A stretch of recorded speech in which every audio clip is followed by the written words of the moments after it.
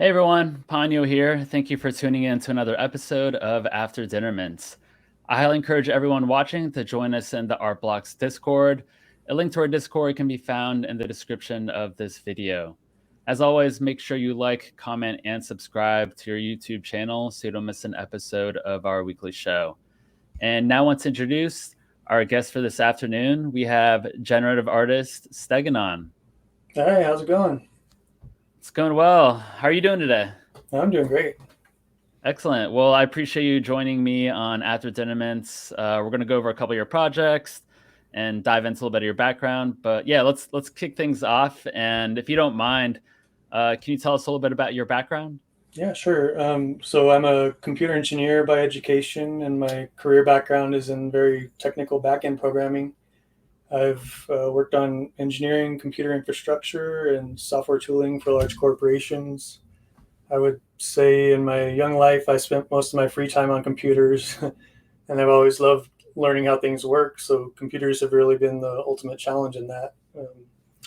At one point, I really got into learning why websites and software are programmed to do one thing, but don't always work as expected.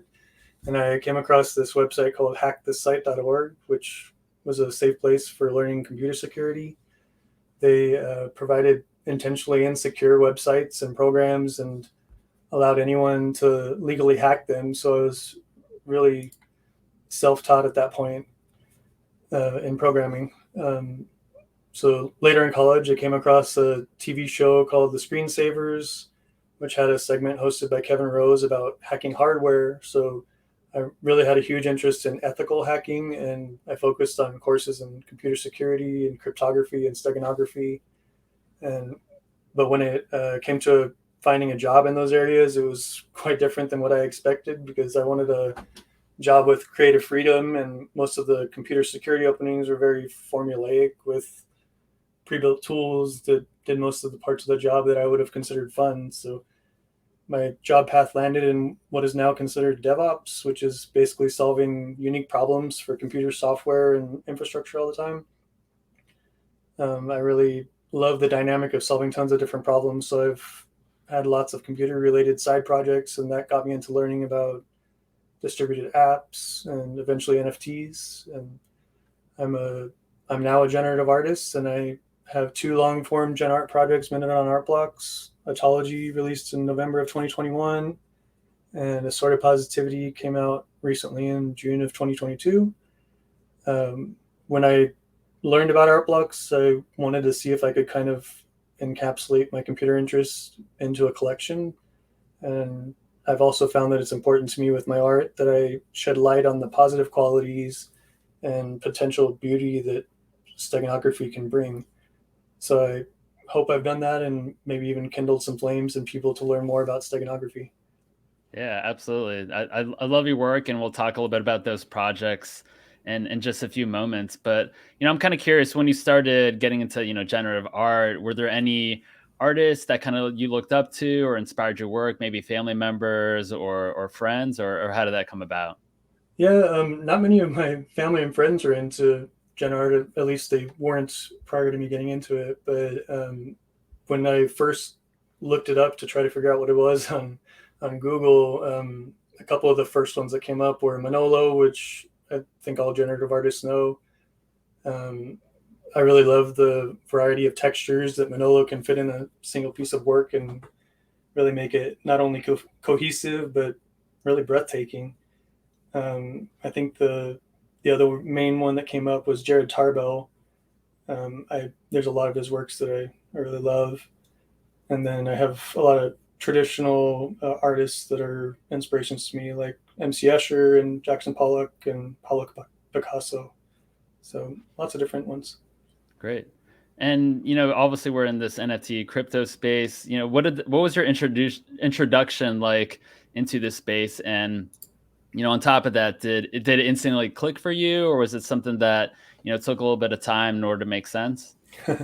So some of my friends were actually into Bitcoin really early on, but I didn't understand it at the time because to me, credit cards were already basically a digital currency, and I wasn't really convinced that Bitcoin could provide any competitive advantage. So um, in early 2017, I decided to revisit crypto, and my thoughts on Bitcoin really hadn't changed, but I came across an altcoin you might know as Ethereum.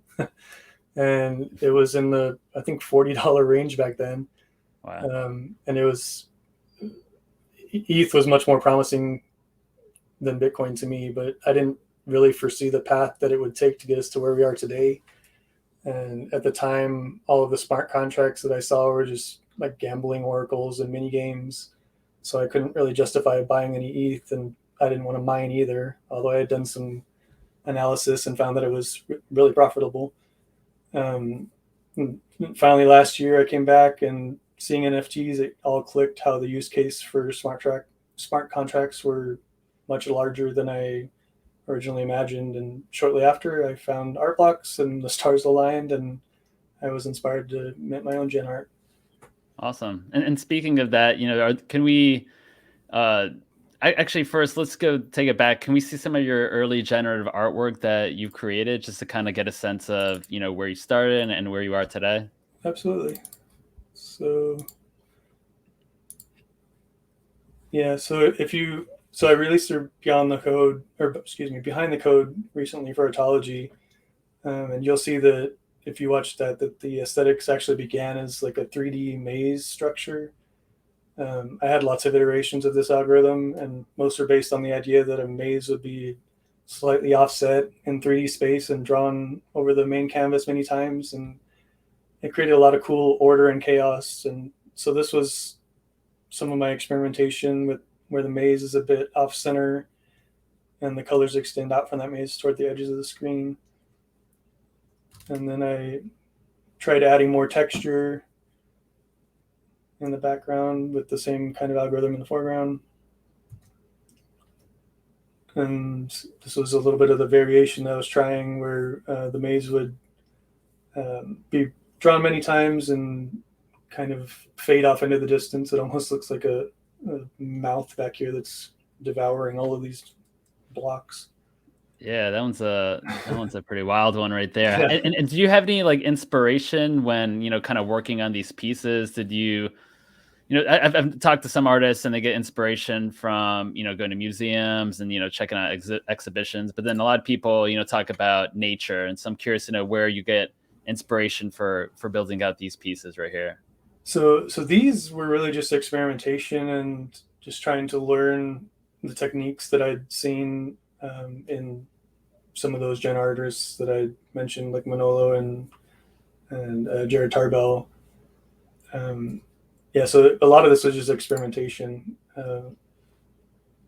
Like here I think I really like the way that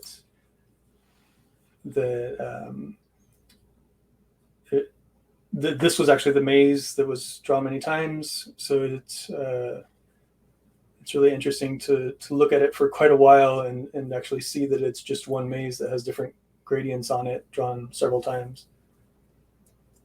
And then Yeah, I love the 3D aspect to it. Also looks like it's, you have like kind of a ceiling and then it kind of connects down to like the bottom part of the maze. It's a fun one right there. yeah, it created a lot of kind of stair step type things Yeah, too for certain outputs. that's So awesome. anyway, that was the failed initial Autology um, idea. And then here's some other, I'll just go through these real quick, that some other tests that I was doing, trying to learn WebGL and blurring. And this was messing around with flow fields with toruses. And then more flow fields. I called this one the Squiggle Nebula. I love that one. Thanks. And here's actually some of my early experimentation with Voronoi tessellations, which are what Autology uses. And this one used a base image for selecting the colors of the polygons. It's kind of like fading off into the distance there. Yeah, it's like is that supposed to be like a hot air balloon? Yeah, it was Really a hot cool. air balloon, and yeah, the colors are just kind of offset for some of the.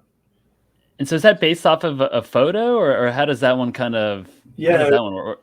yeah, it was based off a photo I got on Unsplash, which are royalty-free images, and yeah, so it started out with the colors just being drawn from that particular area of of the image, and then they're just offset a little bit for each of the polygons to create the colors there.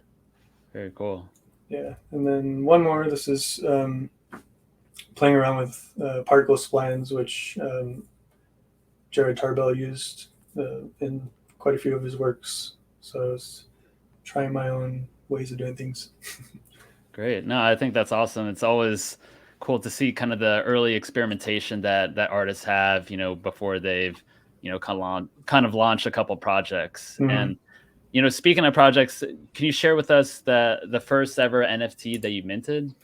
Yeah, so that's actually on the same line of particle splines.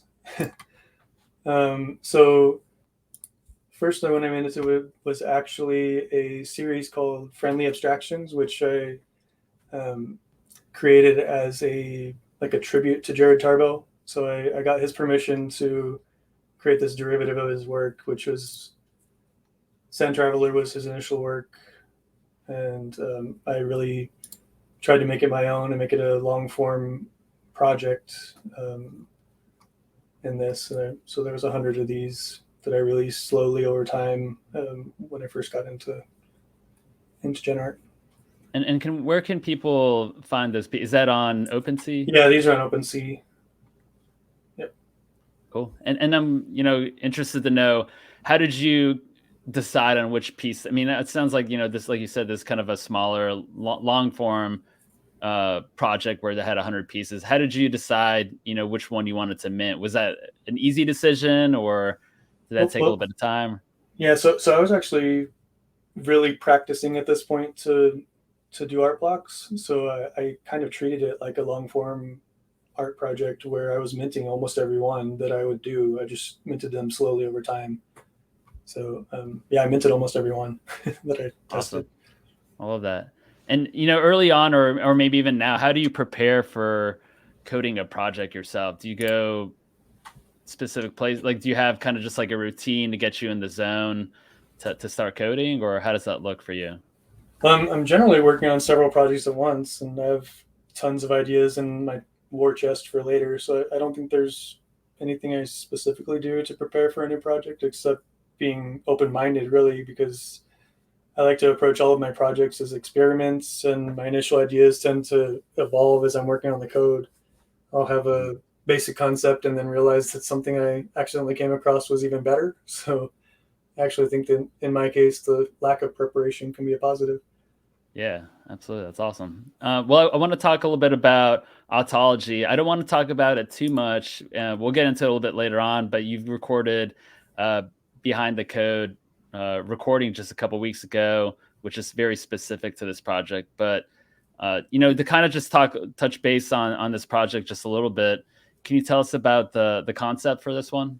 Yeah, so the concept of autology, which means the study of oneself, it's linked to some of the conversation I recall at the time, asking the question, like, what is generative art? Is it the code that generated the image, or is the image the art? So I was immediately inspired remembering a steganography course I took in college, which was all about hiding messages in innocuous images, or innocuous documents like images, audio, or video. The messages aren't necessarily or even supposed to be encrypted. The goal is to present a message without it being obvious that there's a message at all. So the main concept began with the idea that if code could generate a unique piece of art, then the capability of art to generate its own source code was kind of a art form in itself. So it's all kind of a self-reflection with an intentional Rorschach quality included.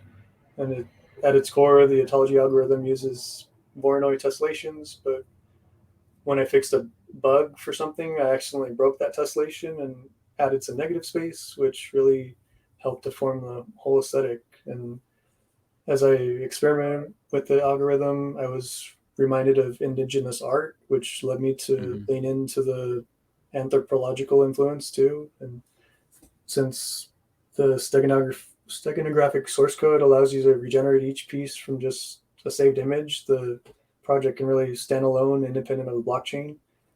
I wrote a decoding program for the collectors, so anyone can go to my website and decode their piece of source code. From there, they can enter the code into a HTML template and recreate their art. So if the entire Ethereum network went down, it would only take really a single collector backing up their original image to enable recovery of their token, or even the recovery of the entire collection if people knew their token hashes. Oh, that's awesome. And what's that website? It's Steganon.com. I can bring it up here. Yeah, definitely. Yeah, and we'll include that all in the show notes just so that people have access to it if they're interested. Yeah. Awesome. And then we'll just like I said, we'll just kind of touch base on this project. So the palettes for this one for Autology, can you talk to us a little bit about how you went about selecting the palettes, and is there any kind of inspiration behind each palette itself? Right. So I'm asked about the palettes quite a lot, and I didn't get into them much behind the code. So there are 11 palettes, and they're all mostly inspired by my research in indigenous art, as I came across a lot of artists whose work really seemed to meld with Autology. So, for example, Burton Pete, he created very intricate beadworks as folk art, and the thousands of beads and the slightly imperfect lines of color that the beads created, they really reminded me of kind of like pixels on a digital image. So Autology's use of Voronoi tessellation seemed like a nice tribute, and I named the palette inspired by Pete. I named it Folklore. Another direct influence was that of Walmatjari Aboriginal artist Jimmy Pike. His work was well known for using tons of color when other artists at the time were using color very sparingly. And the near tessellation in this rainbow serpent piece particularly caught my eye and influenced the kitchen sink palette, which uses 8 colors, and that's the most of any Autology palette, which was kind of a nod to how much color he used. And here's some examples of the Autologies. There's Folklore and Kitchen Sink. The Noble palette came as sort of a nod to the dawn of currency and the theme of hidden treasure, and it wasn't directly influenced by indigenous cultures, but the palette influenced by coins, and gold and copper, bronze, silver kind of thing. Sandstorm was influenced by a trip to New Mexico in the desert that I took, which has a long history of Native American traditional art.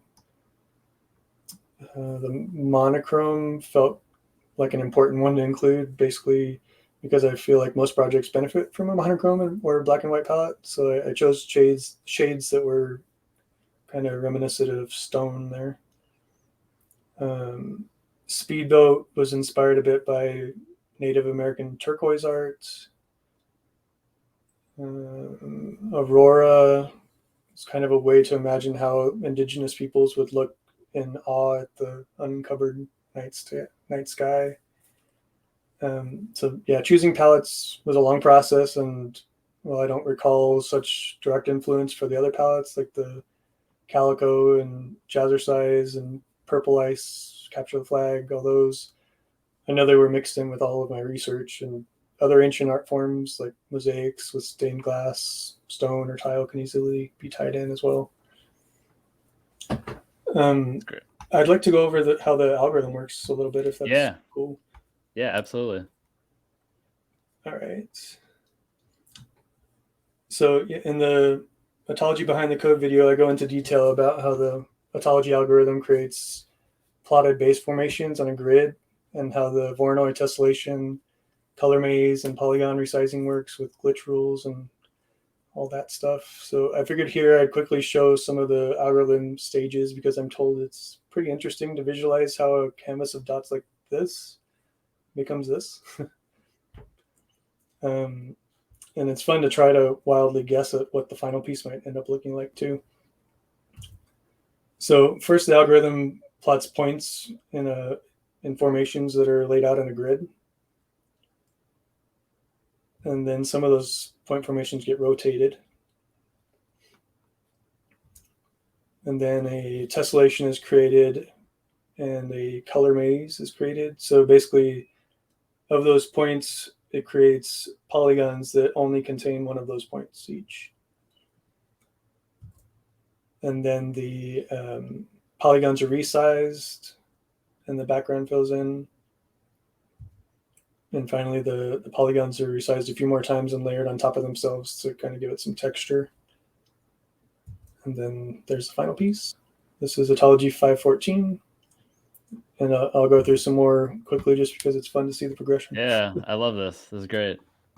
So here's Autology 109. Everything got rotated. And there's the tessellation.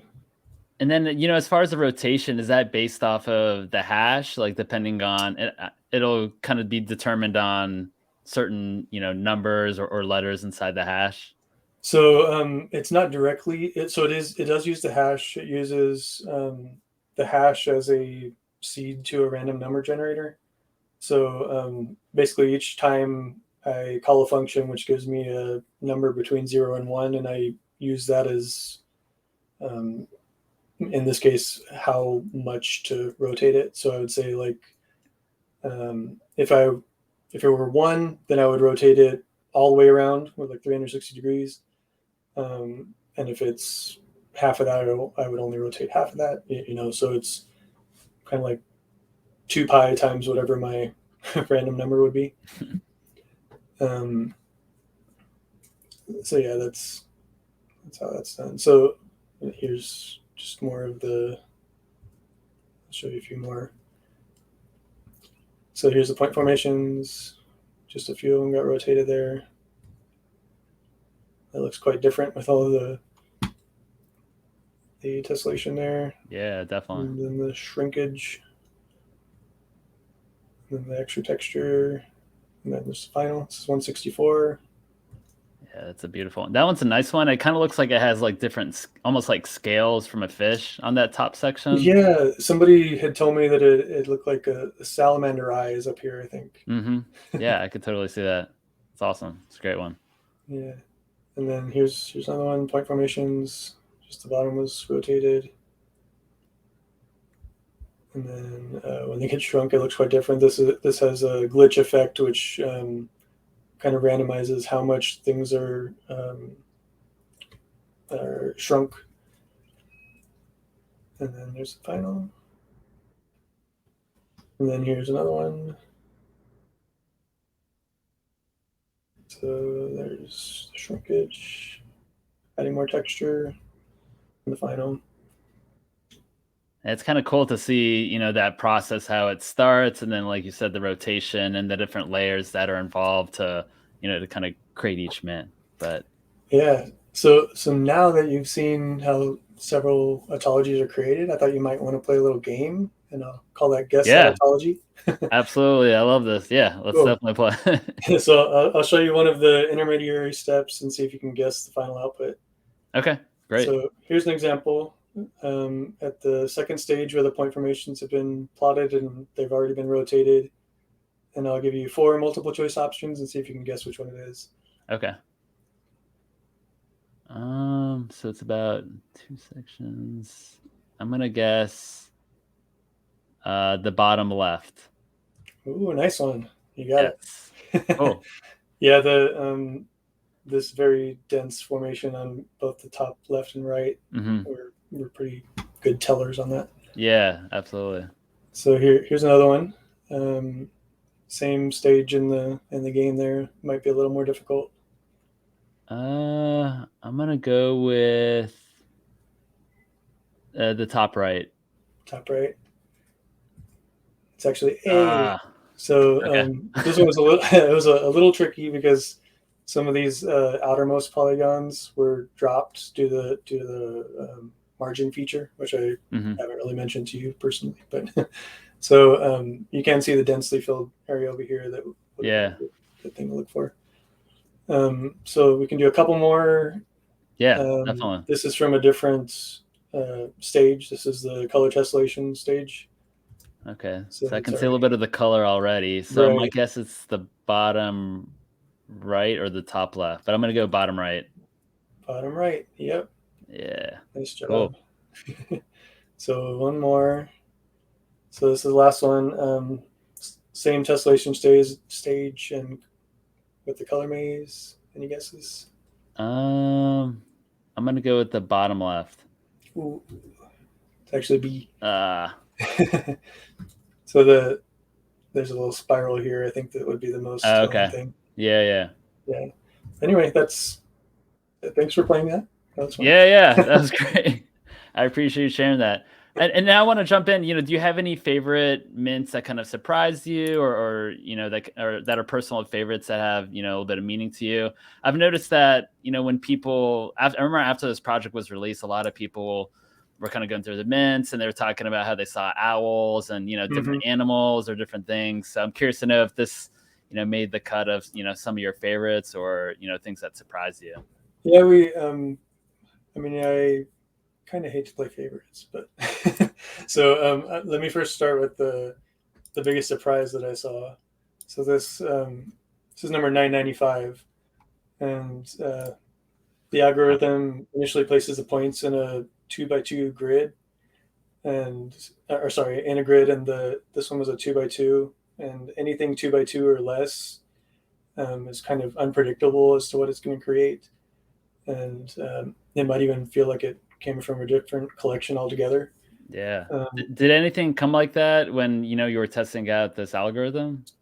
no, I mean, I would see this kind of thing in like one of the sections of the grid, but I never saw it as the main piece, you know. Mhm. So it was really interesting. Um, so in terms of favorites, um, the it really depends on the day and whatever mood you might catch me in. Yeah. So the Autology outputs have a lot of personality to me, and I really love hearing from collectors to hear what they see in things. And one collector recently put together an awesome Autology Deca gallery, organizing some of the Autologies into categories and describing their personal takes, and that's really been special. And I have a PDF with the whole set that I sometimes find myself scrolling through, and on any given day, different ones stand out to me and become Mhm. like my favorites of the day. So I do have some favorites of the day I can share with you. Yeah, please um, do. I found these in my preparation for the ADM. So this one really jumps out with the very expressive eyes that I see up here, and they're emotional too. Looks like they're worried about something. Mhm. Here's the little smiley face you can see at the bottom. That's actually the image we use for the emoji um, in the Artblocks Discord. Oh, wow. I see that now. Yeah, I don't think I've ever seen that mint. Yeah, I think it's the only one that looks like that. This one's really interesting because it looks like it is almost horizontal and vertically symmetrical, but it has this defiant little foot that's like, I'm not going to be symmetrical. I just thought that one's really interesting. Um, and speaking of symmetry, I really think it's interesting to look at the ones with the glitch feature um, that are symmetrical, because it really draws your eyes around trying to find what is different, because the shapes are all the same on either side of the center line, but the sizes are different. So like these may look the same, this one here and this one here, but right here and right here, they're the same shape, but they're different sizes. So really draws your eye around like, hey, which ones are looking the same and which aren't.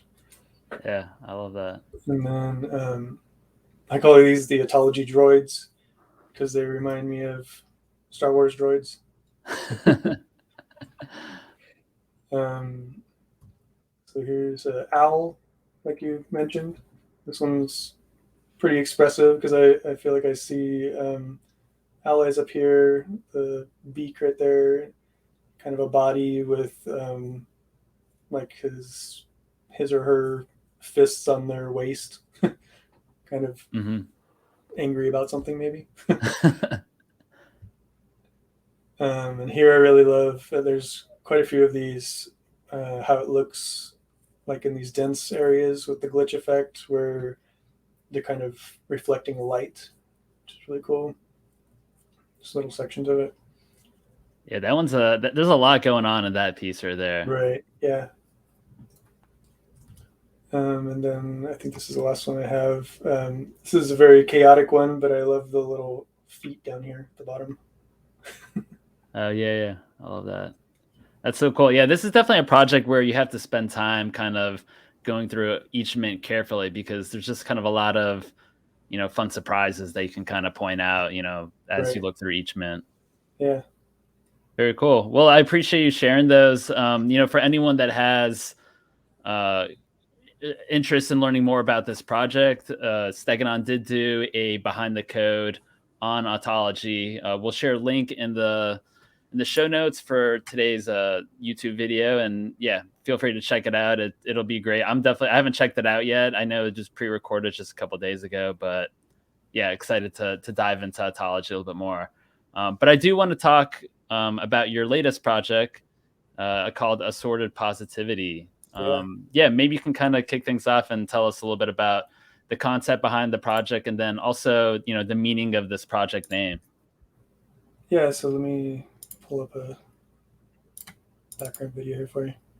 All right, here we go. Yeah, so Assorted Positivity was a lot of fun to work on, and I really enjoyed the chance to work together with and get input from my spouse, whose background is in art and design. It was like a joyous experimentation using a glitch style technique called pixel sorting that I've admired for a long time, and I wanted to play with and bring into generative art using all the generative techniques without any photographic base. The concept is closely tied to my inspiration from the positivity and generosity and kindness that I've observed in the gen art space and community. The idea was to include uplifting words that I'd use to describe artists and collectors as the steganography in each piece. But I knew I wanted to use some form of visual steganography for this project, something that was blended in with the art and not hidden inside the code like it was with Autology. I had another project idea that involved Morse code, but using Morse felt like a great fit here instead. I really liked how the Morse code could be used as a stopping point for the pixel sorting because I don't have the pixels stored inside those dots and dashes of the Morse code. My initial idea was having the Morse code horizontally in the middle of the canvas, kind of acting like a waterfall for the pixel sorting to go around. But since Morse code uses so many lines and dots per letter, ultimately that concept didn't really pan out. So then we toyed with the idea that the borders could look like a roll of film and have Morse code on two edges. But in the end, we love the idea of the full border being dots and dashes. So the tops and sides are all random letters determined by the token hash, but without any vowels. So the only word is at the bottom. I think there's a good one you can see there. But like I said, the only word is at the bottom. Viewed all together, the steganographic goal of not being noticeable worked, and I especially love the shadows casted by the Morse code. As the project progressed, part of my intent was to make most pieces feel like their own massive worlds, either a view from the outside in or in immersive sense from inside, or the perception of the world extending outwards, all with an emphasis on intricate details that may only be seen with close inspection and might involve some study through the collection, hopefully making the entire series feel enjoyably overwhelming. The pixel sorting creates a lot of detail that can only be seen when zoomed in at high res and can be really fun to explore. I knew from very early on that I wanted to include some pre-drop mechanics in line with the main concept in an effort to highlight more positivity online. So I offered opportunities to win pre-mints, free pre-mints on Twitter. To enter, people just had to share a positive statement about someone or something other than themselves. I did daily randomized drawings and gave away 15 free pre-mints over 5 days. And I also offered a limited allow list for discounted pre-minting to Autology holders and my one-of-one collectors. And I also wanted one Morse code word to enable the holder a free mint for a future project of mine. Awesome. I really love the way I remember that on Twitter you did that giveaway and where people had said something kind about someone else, and how was that experience for you? How did that make you feel? And is that something that you found to be successful, or how did that look? Oh yeah, I mean it was so great to hear people share so many personal positive things. I mean, I feel like the goal was really reached there in getting people to share positivity and being able for me to retweet and share those as well. It was a lot of fun and That's awesome. emotional too at times. Yeah, I bet. And the space can definitely, it can be a beautiful place, a beautiful space, and a lot of people supporting each other. But at times, especially on Twitter, it can get nasty at times. And so I think just seeing something like this is just a breath of fresh air. So I'm really glad Thanks. that you found a way to, kind of bring back some of that positivity and encourage, people to, talk kindly about one another. I think that was fantastic. So kudos to you. Yeah, I encourage people to keep doing it, even if they don't get a free mint. Yeah, I completely agree. Well, I'm curious to dive in a little bit more into this project. How did you determine the patterns and shapes in this specific project? So it might make a bit more sense if I go over the features a bit. Should I go ahead and do that? Yeah, please do. Okay, let's bring that up. Um, just a second. All right. So I designed all the features and their values to fit in with the positivity theme. So I was able to order the way the features appear on ArtBlock, so it's easiest to see the progression there. Um, Other platforms like OpenSea and Archipelago have a more random order that I can't control. I'm still working on a write up for the project and a breakdown of the features, so this is really good practice. The prismatic vibes are obviously the palettes, and there's 20 palettes. And then each piece is one of 4 forms, which provide either overarching shapes on the canvas or lack thereof. And each form has a style created with fractal Brownian motion. The forms are fundamental, inspirational, efflorescent, and well rounded. Um, so, fundamental has no outside shape, so the style fills the whole canvas. Inspirational is shaded around some of the edges. Let's see up here. Um, that kind of makes the rest of the piece feel like it kind of emerges with a inspirational glow. Hmm. The efflorescent is darkened around all of the edges, and it's in various sizes, creating a sense that the middle portion is kind of blooming out of the dark edges. Well-rounded is the easiest to distinguish as it's a circular shape in the middle. There are 2 main styles that can apply to any of the 4 forms, which are cooperative and harmonious. Cooperative is where the pixels are most cooperative to the pixel sorting. It generally starts out looking kind of like a cloud with a bit of color mixing, which really promotes the sorting. And then the harmonious, it generates repeating patterns. And those are actually generative fractals that I stumbled upon when I was testing different types of noise that I could use being passed into fractal Brownian motion. And I'll definitely be experimenting more with those in the future. Excuse me. Well-rounded has 2 other styles that could apply to the inside of the sphere: coordinated and ecstatic. Coordinated has sorts of layers of color. You can really see it here. These are almost parallel lines, have just layers. Ecstatic is like a hyper version of coordinated that looks kind of flaky.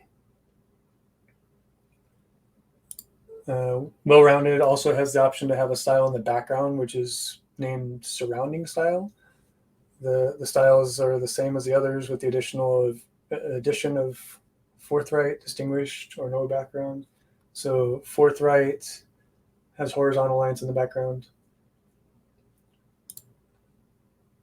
and distinguished has diagonal lines. And this one is actually really interesting because during the sorting, it looks like the lines that were there actually just got totally obliterated. It's Yeah. interesting. NA means not applicable, and there's just a black background for those. The black still gets sorted, so you'll still see a little depth in there. So onto symmetry, we have spontaneous. means that no symmetry is intended, so any appearance of symmetry is spontaneous. And then positively, meaning that the entire canvas is symmetrical. And in the case of well-roundeds, it means that both the circle and the surrounding are symmetrical. Well-roundeds can also have their upfront symmetry, meaning that only the circle has symmetry, and the background is spontaneous. And then you have the surrounding symmetrical and the inside non-symmetrical. I love that piece a lot. That's a beautiful one. Yeah, this one really looks like a Lorax or something holding a big Yeah, globe. definitely.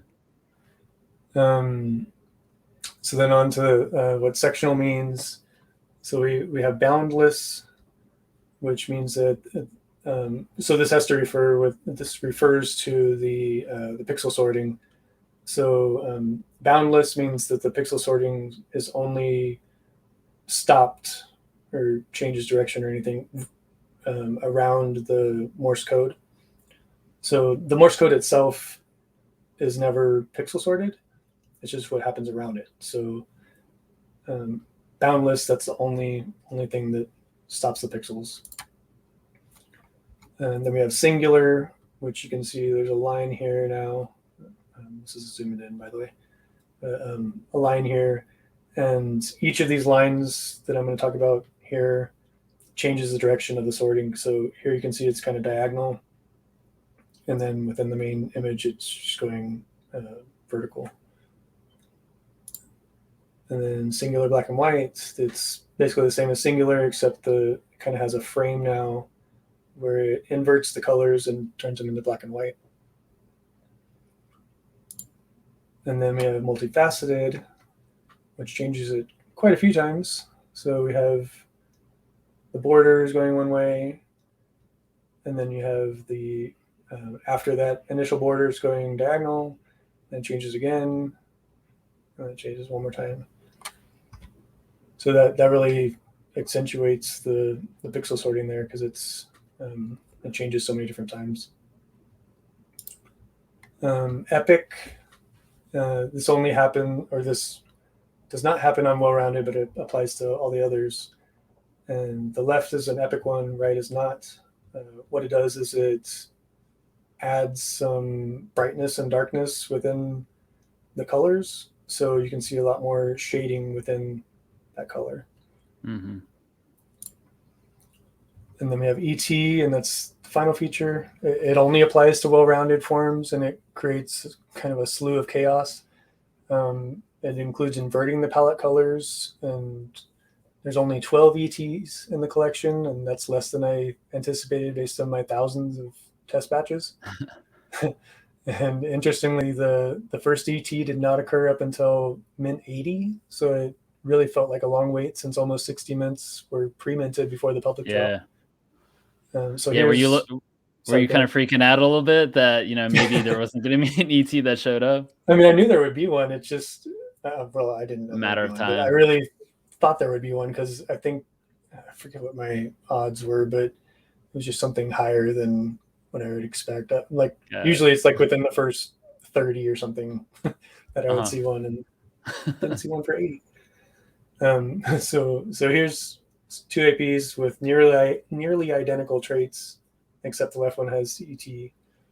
And they're both the centralist palette, coordinated in the circle, and cooperative in the background.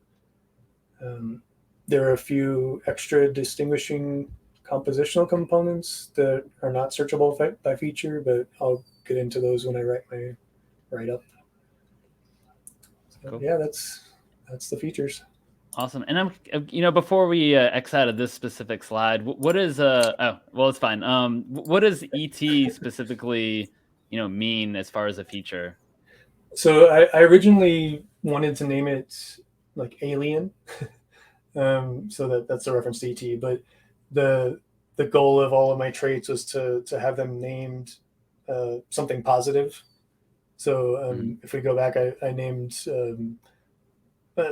they're all positively named things. So Yeah. ET was kind of a reference to a positive alien. Got it. Okay. Yeah, I could totally see that. Cool. I appreciate you explaining that part. Thanks. Um, and I'm interested to know, obviously, if people were to click on any of these pieces in the live version, for a few seconds, they'll kind of see that. I think you kind of explained it as like a waterfall effect, where it shows like kind of a waterfall animation. Is that something Mhm. that was, originally intended to be a part of the project, or how did that kind of come about? No, actually, so if you look at pixel sorting art in traditional art, it's done with post processing tools, so it isn't really an option to have it in real time. I hadn't even really considered it until I realized how much that movement actually brought to the artwork itself.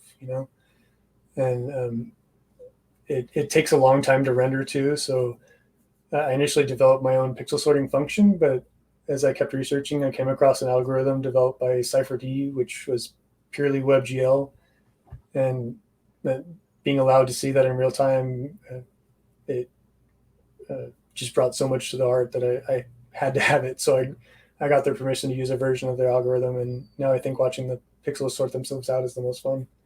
Awesome. That's great. And is that when you kind of see that pixel sorting, does that mean that it's part of the rendering happening of like building the actual mint itself, or is that kind of just like an effect that happens? No, it's actually building the final image. So Okay. the pixels eventually sort themselves out and stop moving, depending on the resolution that you're working on. It could be fairly quick, like if you're just looking at the website. But if you go to live view, depending on your graphics card and your browser and all sorts of things, it could take, I mean, a ton of time. I mean, I've been trying to create some really high res images, and it takes hours to do. So Wow. it's interesting. Yeah, I can imagine. And I know you touched base just briefly on, color palettes, but I'm curious to know like how was the process of selecting color palettes between Autology and this specific project, Assorted Positivity? So yeah, the color selection was the most important key in this project because the algorithm sorts pixels by hue, and if the hues within a palette weren't different enough, the whole structure would really just fall apart when when sorting the pixels.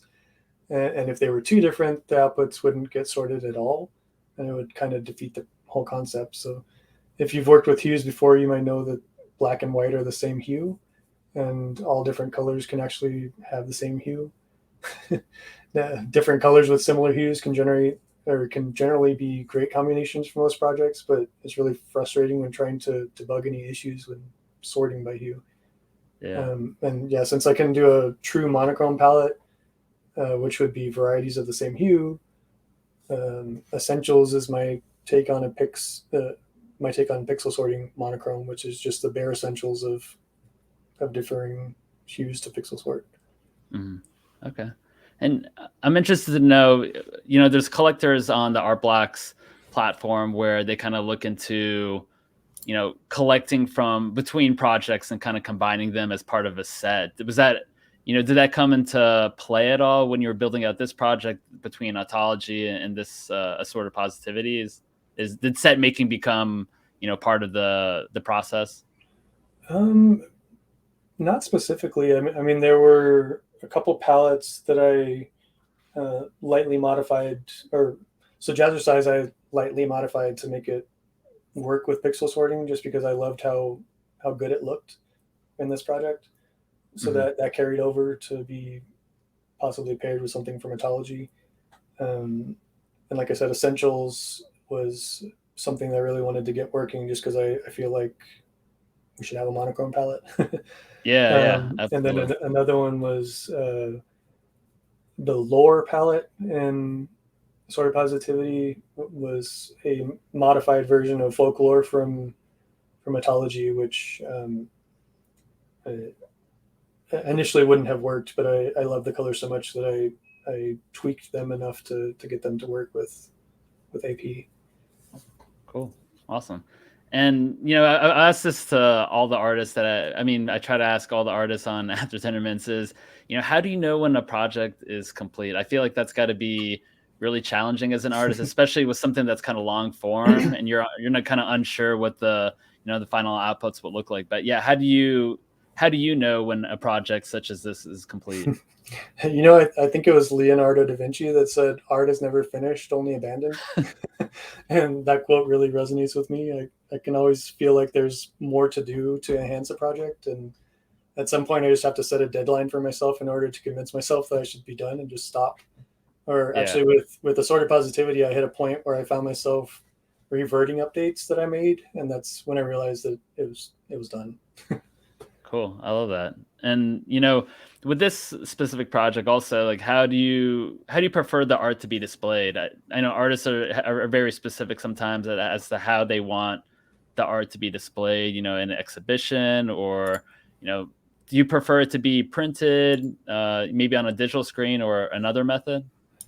Yeah, so I'm a bit of an old soul, so I personally I prefer printed art, and it's great to know that the colors are accurate and no high-end GPUs are needed, and there's no issue making sure people see the best, highest resolution on their screen.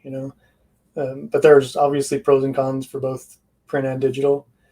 For example, digital is great for the animated rendering of an AP piece, which would be missing in print, but AP pieces have so many little details that can't be seen well on typical screens, and browsers are only capable of creating a certain resolution. So the final rendered output really lends itself to being best to being a high res print. And I had examples of some prints here that they're just like out of this world. Yeah. And Um, is that something you're going to offer to collectors? exactly, yes. These will be available from Ardex Code, and these I'm showing right here are 22 by Whoa. 16 and a half. Yeah, these are really cool. That looks incredible right there. I would love to see that printed. Yeah. Um, Here's a little zoom in of some of that. Um, so the largest prints I'll probably offer is 24 by 18, since they take exponentially longer to render as the resolution goes up. Hmm. Um, There's another ET. Wow. And these are, I don't know if I mentioned it, but these are the Robson Testaments prior to the release. And I also have some Autology ones I can show. Here we go.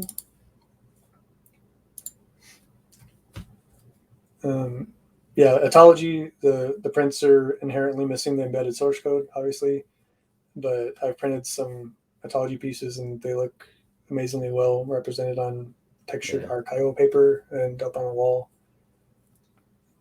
So yeah, you can Oh, that's see exciting. here's my little signature there. They will be available at Ardex Code, like I said. Awesome. And is that available now, or is that something that'll be happening in the near future? Autology is available now, and hopefully by the time this video releases, the AP ones will be available as well. We're talking Cool. with them right now about it. Excellent. And yeah, kind of wrap things up with assorted positivity. Were there any mints that surprised you, or I don't want to use the word, personal favorites, like you said. I know you don't want to pick favorites since this is kind of like your baby, but how maybe some of the pieces that kind of stood out to you. Sure. So 38 and 384, those are really surprising. They both have a harmonious style, which means they have the patterns. And I had seen tons of those generative fractals during testing, but these were really unique. I hadn't seen anything like this during testing. These almost look like ghosts. Yeah. And I don't know what to call these, but these, I hadn't seen anything like these either. Um, Another one that was really a surprise is 149. It's a jazzercise, but some of the colors look green and orange, which weren't even in the palette. Um, it's just so detailed and looks very different than the other ones. So down here is that one. The others look so different. And the reasoning for that is it's just, this piece particularly is just so detailed that there's actually blue and red veins running through that yellow there.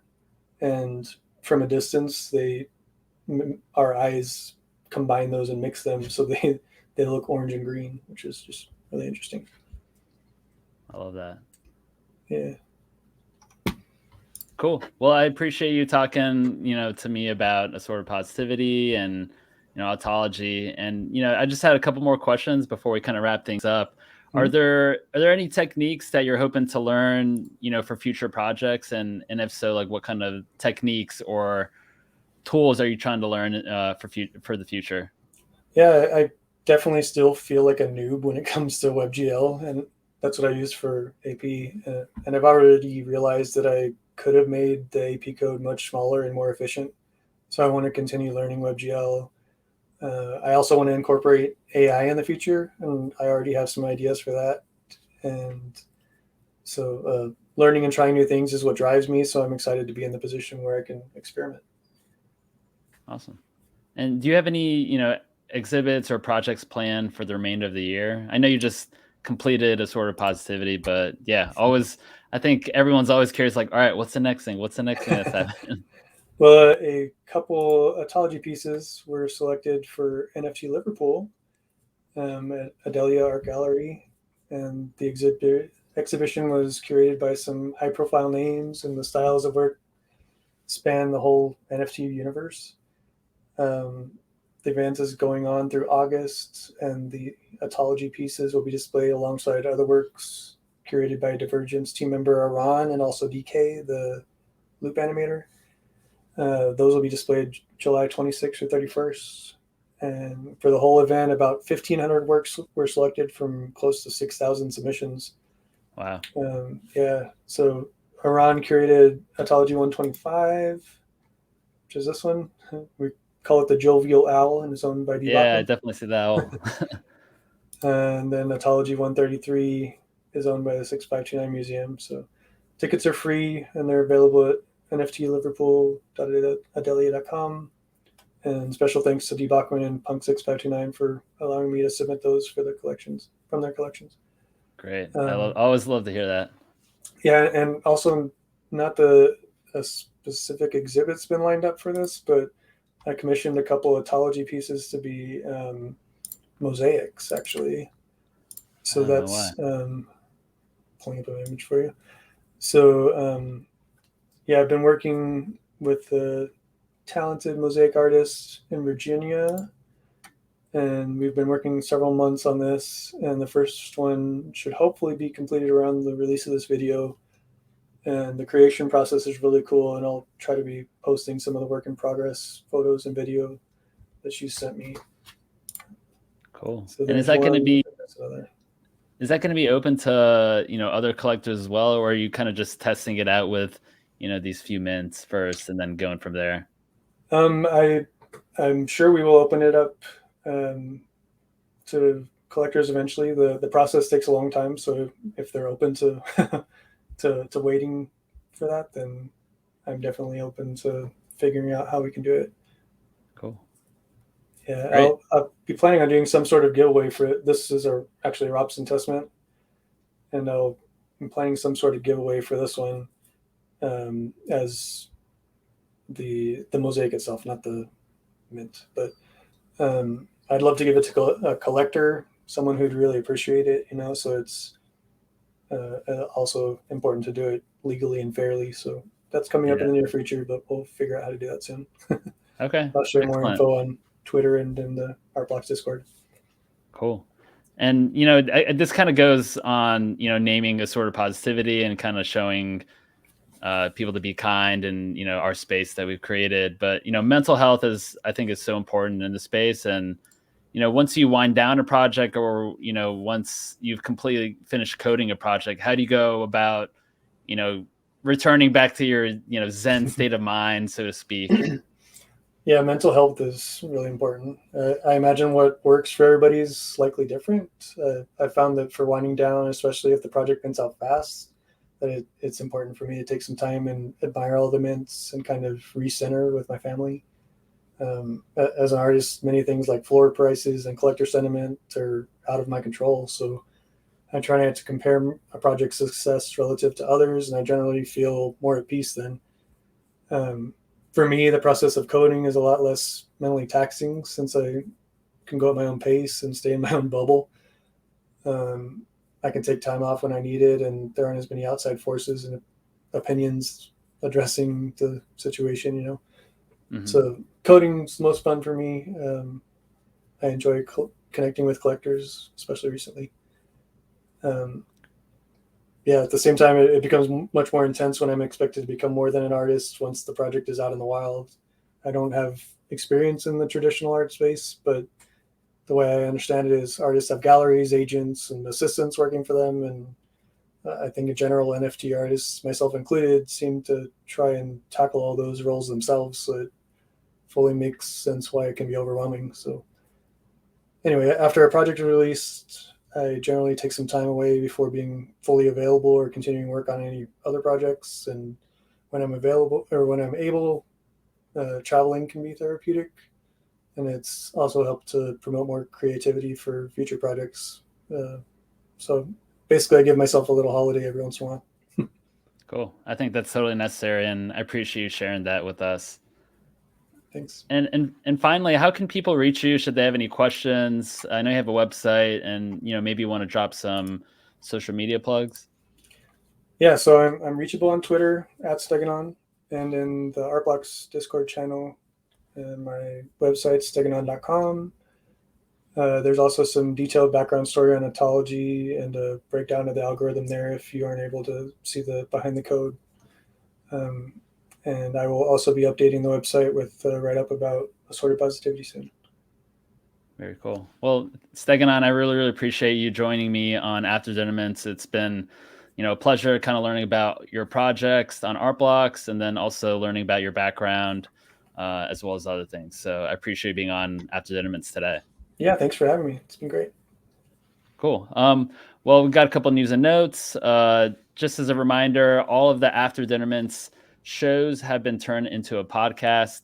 These will be available weekly. So once this episode is out, this episode will also be turned into a podcast as well. This will be found on all the major platforms such as Spotify, Google, Amazon, all those lovely places. So feel free to check out the show notes inside of this YouTube video to learn more about our podcast.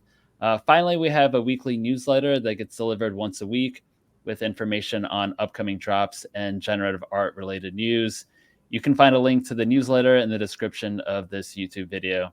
Again, I want to thank Steganon for joining me on After Dinnerman. It's been a pleasure having you on our show.